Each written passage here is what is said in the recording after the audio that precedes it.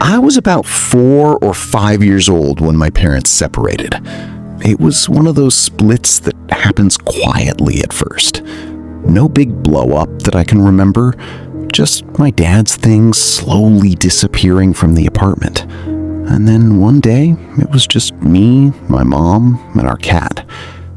My mom found a 2-bedroom place not far from where we used to live. Small, but enough for the 2 of us. She gave me my own room, decorated it the way she thought a kid my age would like, but most nights, I ended up padding down the hallway to sleep next to her instead.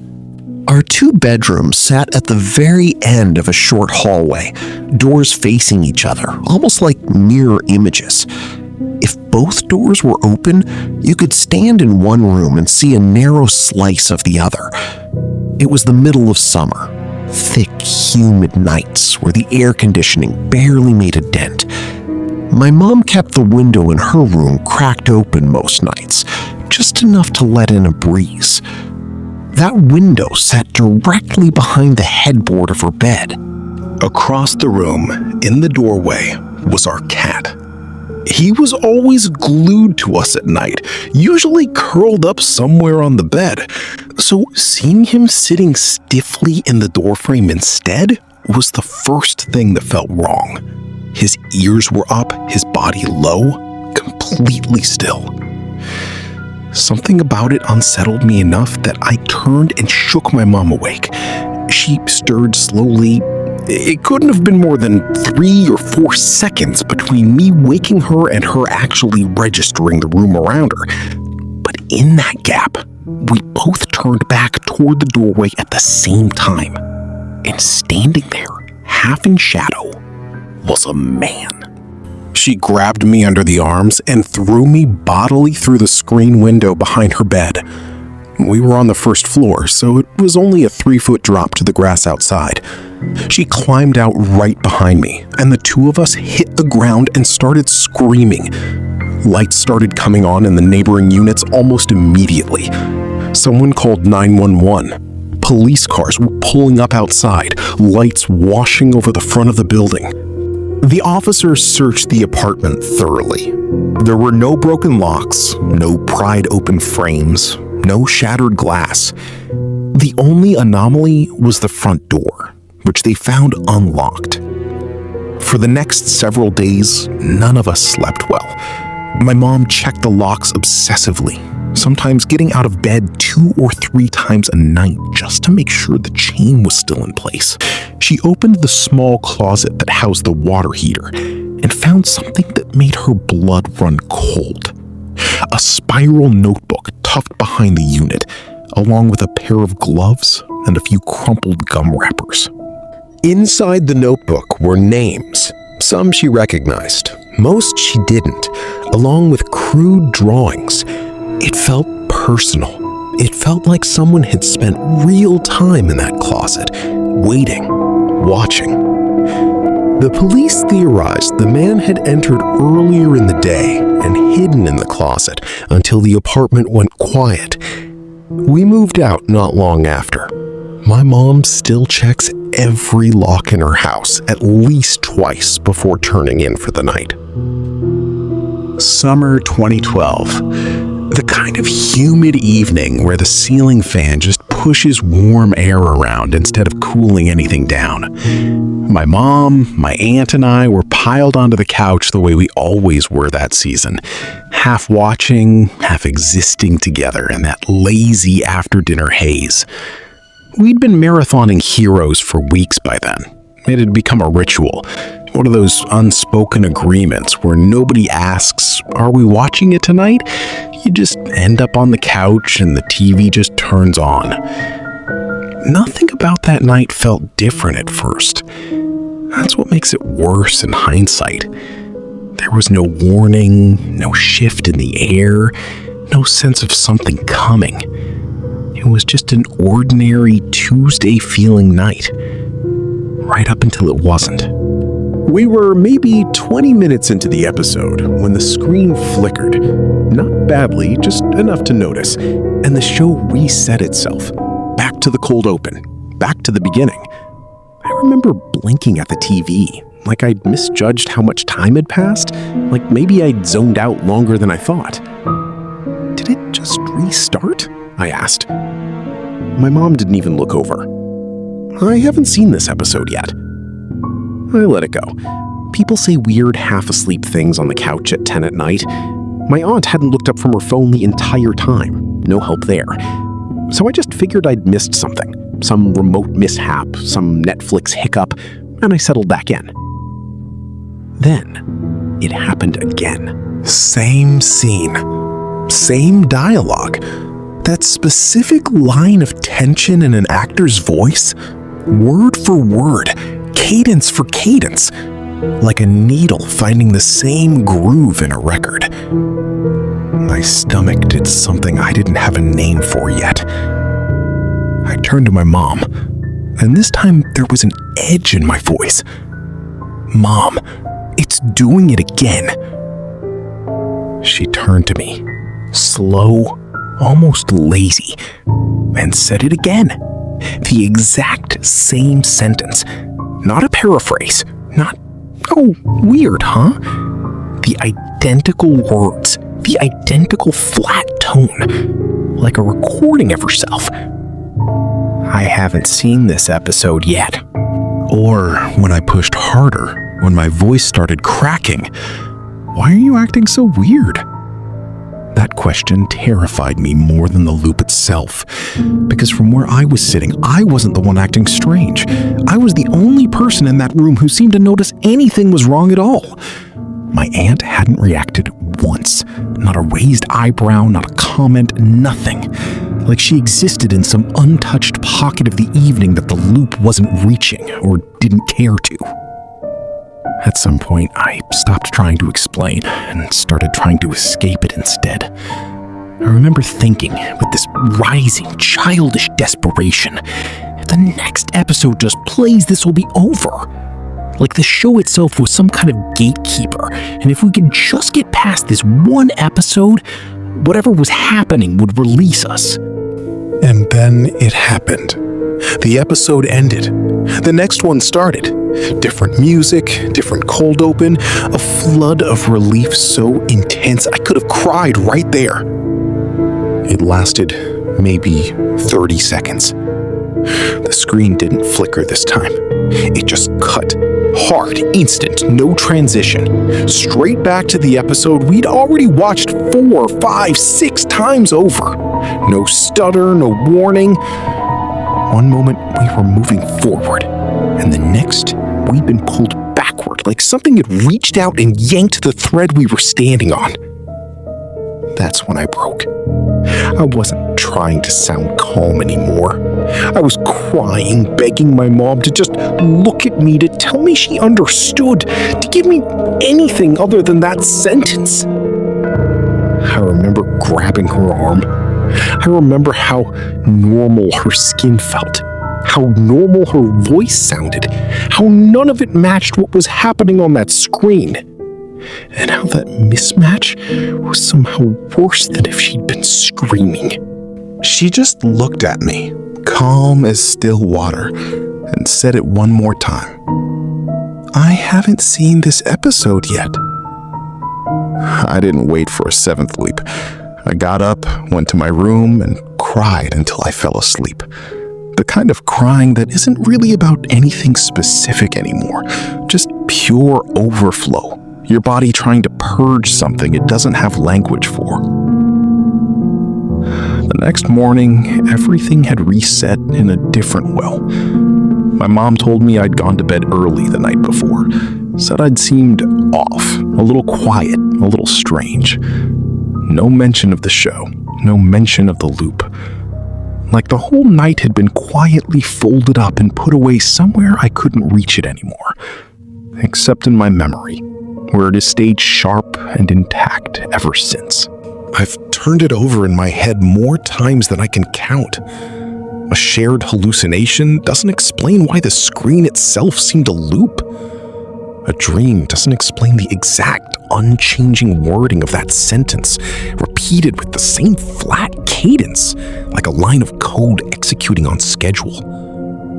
I don't have a tidy explanation. And honestly, I've stopped looking for one.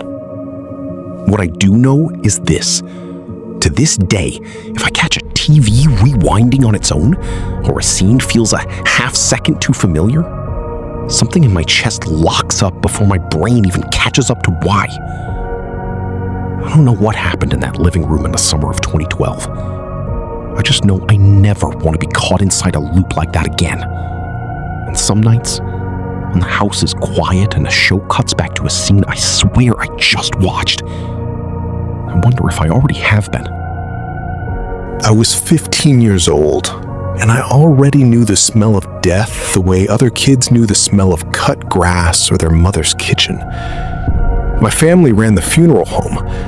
I grew up in the building where grief came to sit in overstuffed chairs and speak in whispers. I thought I understood the shape of sorrow.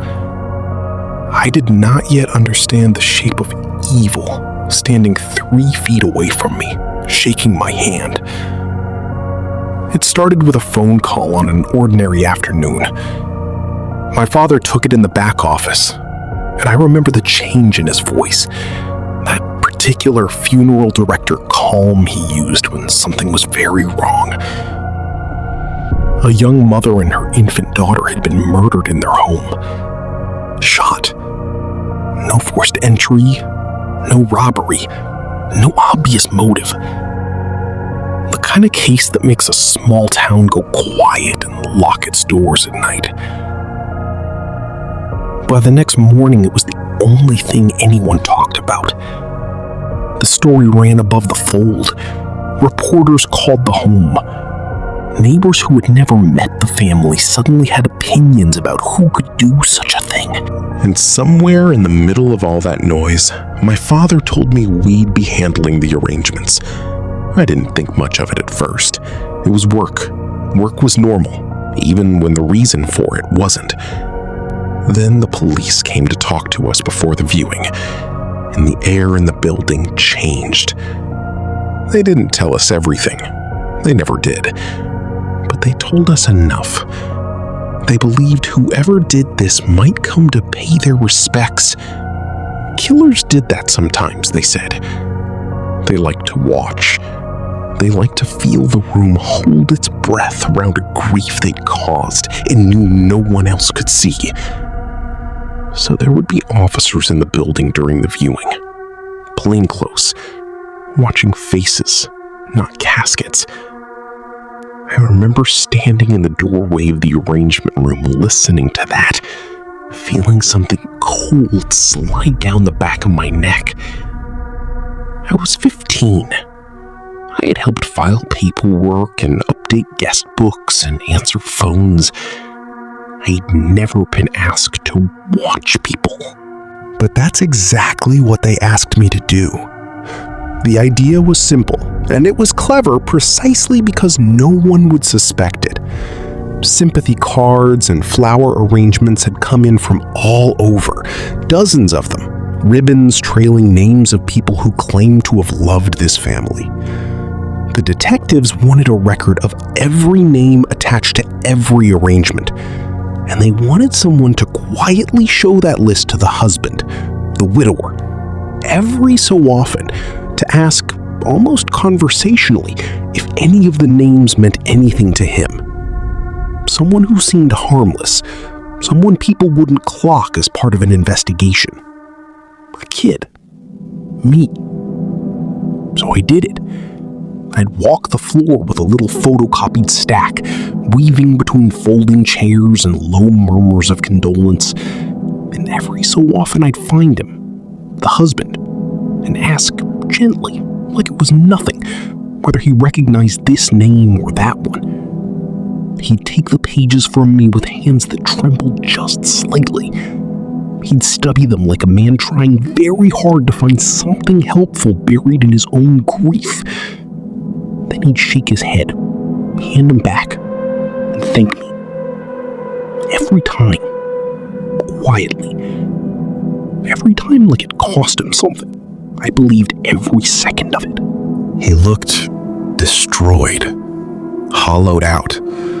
The kind of devastated that doesn't perform itself. The kind that just sits on a person's shoulders like wet concrete. I remember thinking at 15 that I was watching what the absolute floor of human suffering looked like.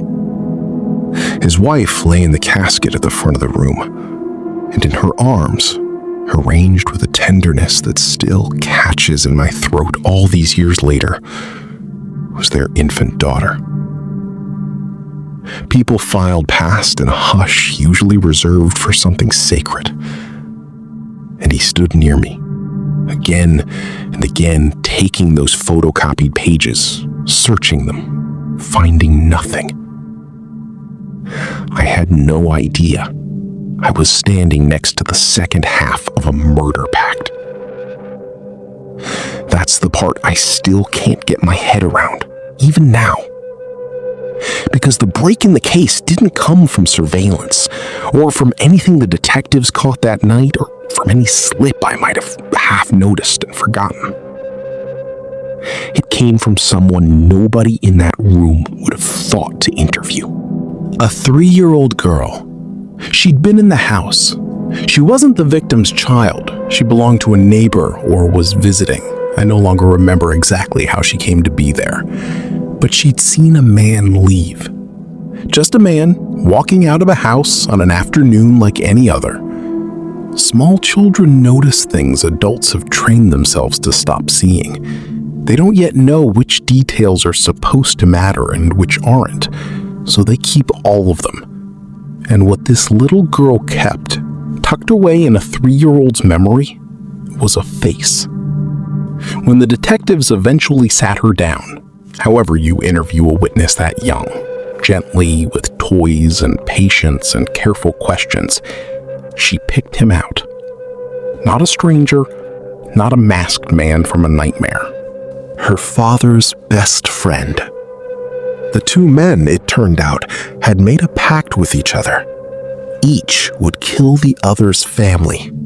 Each would walk away financially and, they must have imagined, emotionally uninvolved. An alibi built into the architecture of the murder itself, since neither man was anywhere near his own home when his own family died. Then they'd start again. New lives, new partners. The secretaries, each of them had apparently already chosen to run off with. A plan so cold it barely sounds like something real people do to each other. And for a while, it worked. Right up until a toddler with no idea what she'd witnessed pointed at a photograph and said a name. When she talked, everything came apart fast. One of them broke, confessed, implicated the other, and the whole architecture of it collapsed at once. The alibi, the story, the grieving widower performance I'd watched up close for hours without once suspecting it was a performance at all. Both men were convicted on multiple counts. Both went to prison. And the case that headlines had called nearly unsolvable was closed on testimony from a witness who, on any other day, would have been playing with blocks on someone's living room floor instead of sitting across from detectives trying to describe a face. I think about it more than I probably should. I think about handing him those photocopied pages, watching him search them with what I was certain was grief. I think about how good he must have been, not just at killing, but at grieving, convincingly enough to fool a room full of adults, a building full of professionals who dealt in death every day, and a 15-year-old kid standing right beside him with a stack of names, feeling sorry for him. I never looked at people the same way again. Not out of fear exactly, more like a permanent, quiet recalibration. A reminder that the base grief wears and the base guilt wears can, for the right person, be exactly the same face. And that sometimes the only witness capable of seeing past it isn't the trained detective or the grown adult standing 3 feet away. Sometimes it's a 3-year-old watching a man walk out a door and simply remembering what she saw.